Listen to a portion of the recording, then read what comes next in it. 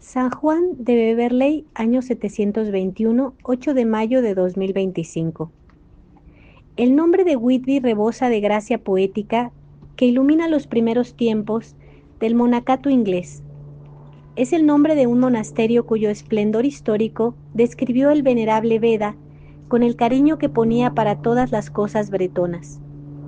Su grandeza material y el encanto del lugar donde se alzaba puede todavía verlos el viajero a través de las ruinas imponentes que duermen en el centro de uno de los más bellos paisajes de Inglaterra.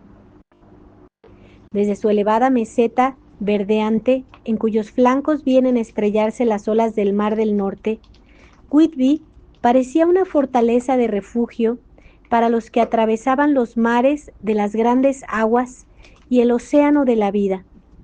Todo allí era imponente y majestuoso.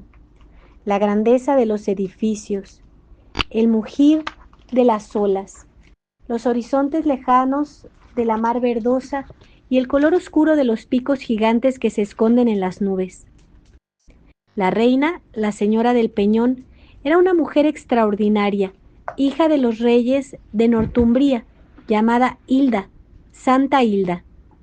Sacada de las tinieblas del paganismo por la predicación de los monjes romanos enviados por San Gregorio Magno. No solo creyó en Cristo, sino que quiso entregarse por completo a Él, y allí, en aquella altura, levantó un monasterio donde vivían 500 vírgenes, otro monasterio habitado por 100 monjes, un faro para guiar a los navegantes que pasaban cerca de aquellos abruptos peñascos, y otro faro espiritual, una escuela para todos los que tenían sed de sabiduría. En las grandes fiestas, en los aniversarios festivos del año cristiano, Hilda organizaba espléndidos banquetes que ella sabía convertir en funciones religiosas. Al fin de la reunión, según la vieja costumbre anglosajona, los comensales debían celebrar, uno tras otro, en cantos sencillos, en versos improvisados, en himnos sagrados y antífonas litúrgicas, las alegrías de la festividad. En estos campeonatos brillaba siempre el ingenio de un joven anglo llamado Juan, que desde las escuelas de Canterbury había venido a vivir a la sombra de la gran abadesa. Hilda le admitió complacida y dio el hábito benedictino. Juan era un adolescente, dulce de carácter, de alma candorosa y de virtud acrisolada. Además, traía grandes tesoros de saber eclesiástico y profano. En Canterbury había sido discípulo del hombre más sabio de Inglaterra, del arzobispo Teodoro, que además de su lengua nativa, el griego conocía perfectamente el hebreo y el latín. En Whitby siguió estudiando con ardor y pronto se convirtió en uno de los más ilustres maestros de aquella ciudad monástica. Allí conoció al santo, al venerable Ceadmón, el hombre que mejor sabía interpretar en lengua sajona los sublimes misterios de la religión cristiana. Con él empezaron a cantar las lenguas modernas, y no habrá seguramente literatura alguna que nos ofrezca en sus primeros balbuceos un sabor a idilio tan delicioso como el que nos ofrece la inglesa en este monje poeta. Ceadmón era un simple boyero, un vasallo de la abadesa. Estaba ya en la edad madura, sin que nadie le hubiese enseñado a cantar. Sin embargo, no había ningún eco en la naturaleza que no hiciese vibrar intensamente las fibras de su alma.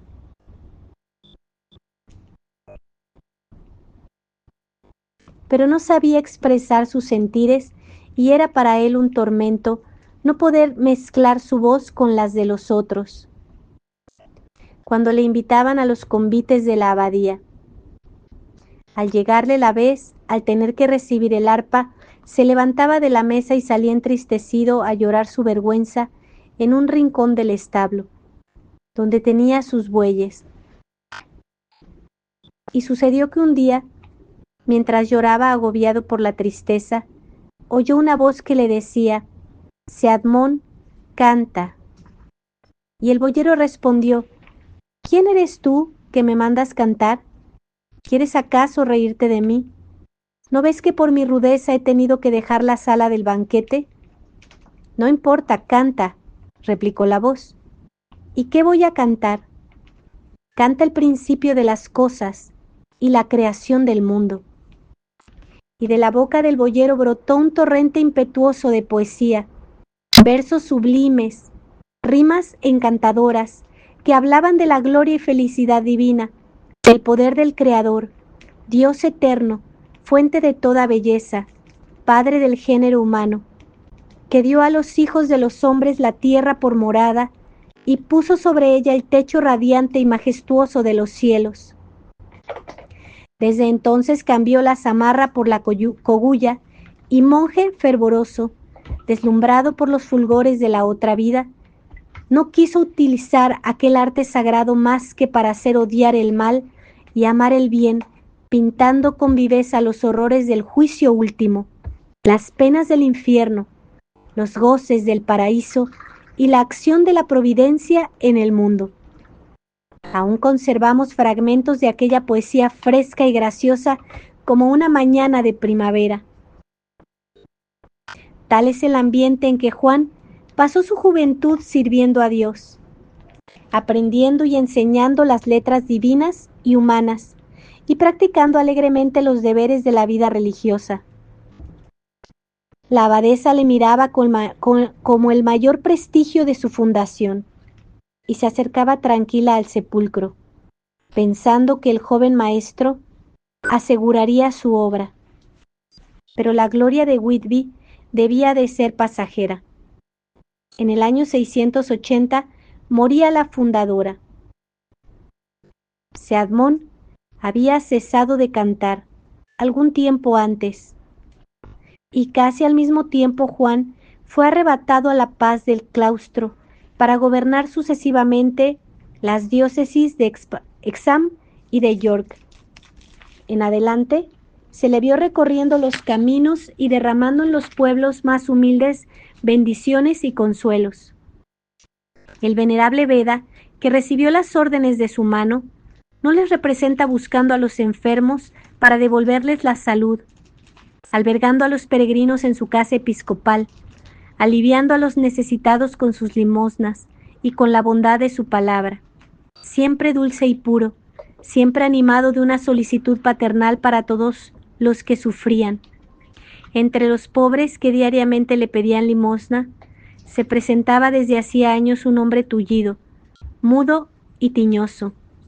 Admirado de ver la paciencia con que sufría sus enfermedades, el obispo le cogió un día cariñosamente de la barba y le llevó consigo. Ya en casa se puso en oración y volviéndose luego al doliente empezó a sacarle a la lengua, le enseñó a vocalizar y no quiso despedirle hasta que supo hablar y leer. El obispo seguía siendo un maestro abnegado. Sus discípulos le rodeaban constantemente. Se agrupaban junto a él en el templo, vivían con él en la casa episcopal y le acompañaban en sus viajes apostólicos. Eran jóvenes clérigos o muchachos seglares, pertenecientes a las principales familias del reino. Él les enseñaba la música, la gramática y la retórica, sin ahogar el gusto de los ejercicios violentos tan propios de la raza anglosajona. Visitaba una vez el obispo su diócesis en compañía de toda la cohorte estudiantil. Cada uno de aquellos muchachos caminaba en su caballo, escoltando al maestro y escuchando atentamente sus palabras. De pronto se encontraron en una espaciosa llanura cubierta de hierba verde y menuda. ¡Qué hermoso campo para galopar!, exclamó uno de aquellos jóvenes, y sus palabras inflamaron a todos sus camaradas en el deseo de lanzarse a la carrera. Cuadráronse delante del obispo a la manera militar, y a fuerza de insistir lograron esta respuesta: haced lo que queráis, pero que Eribaldo se quede conmigo. Eribaldo, el discípulo predilecto, la esperanza del anciano prelado, se puso triste. También él quería luchar en ligereza con sus compañeros y lucirse guiando el potro bravo y hermoso que 2 días antes le había dado su maestro.